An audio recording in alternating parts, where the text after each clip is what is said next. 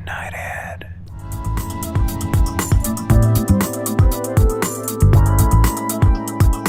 Welcome to this presentation on Confucianism.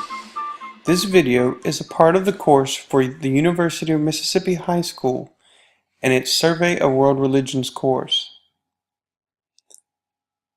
Confucianism. This popular religious group is based on the teaching of Confucius. He is the father of a school of thought that has affected millions of people. So who is Confucius, or Kongzi? He was born in 551 BC and died in 479 BC. He was born in the Lu state. He was a teacher, a philosopher, and a government official. Here's a saying by Confucius.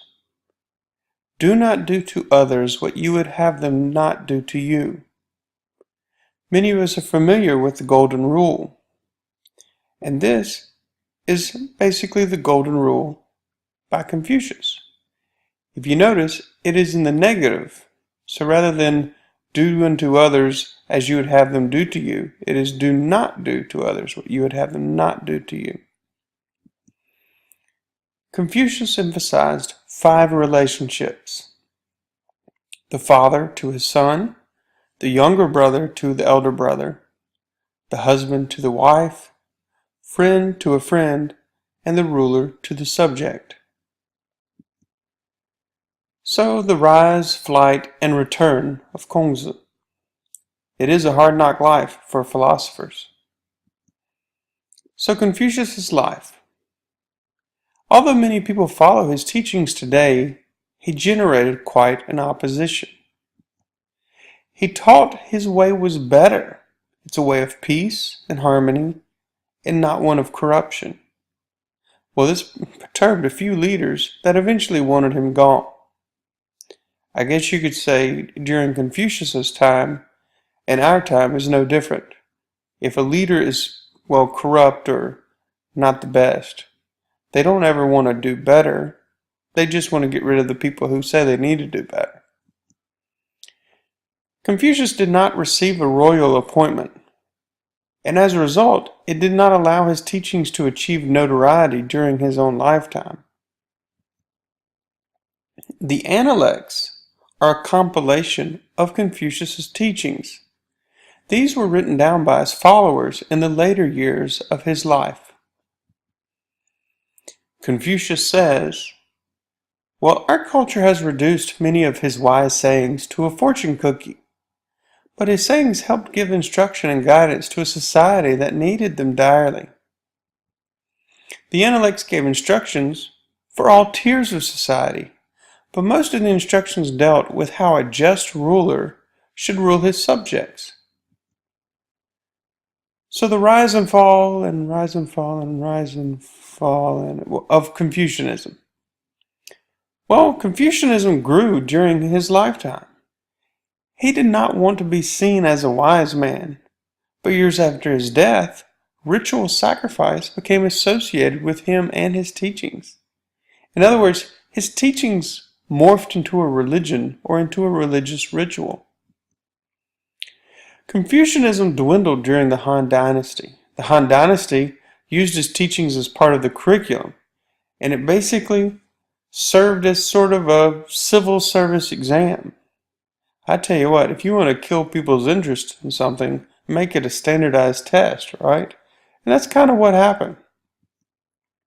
But later, China's leaders did not use it, and during tumult, people turned to Buddhism and Taoism.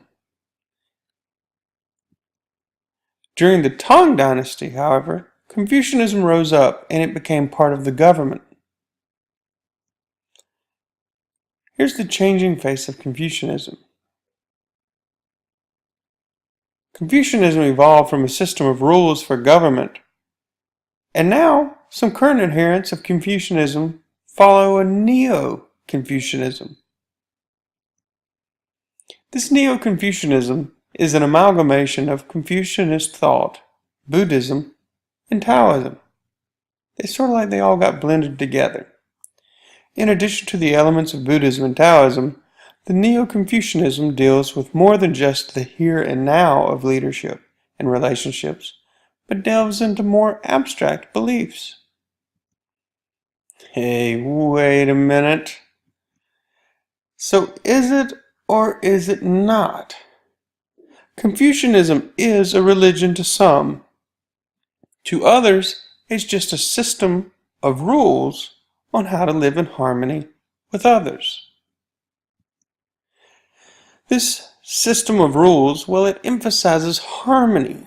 And harmonious is a cool word if you ever get to use it. And duty. These two things, well, we could handle more of those two things as a society for sure.